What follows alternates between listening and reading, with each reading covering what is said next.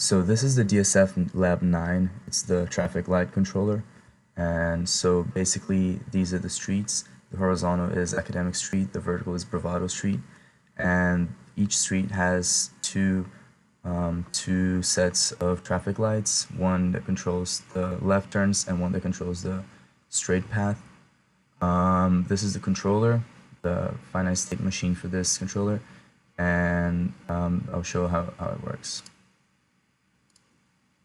So when the inputs are all at 0, which means that there's no cars crossing this intersection, all that the system does is switching between Bravado straight, Bravado left, Academic straight, Academic left, with the intermediate states of the yellow lights.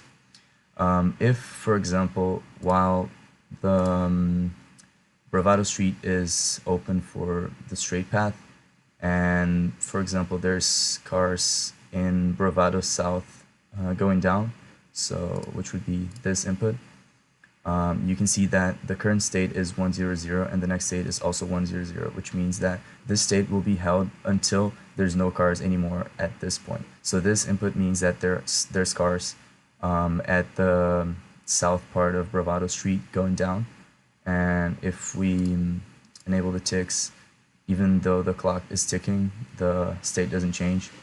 And when this input goes back to 0, the machine goes back to its regular behavior. And the same goes for all other situations. If we have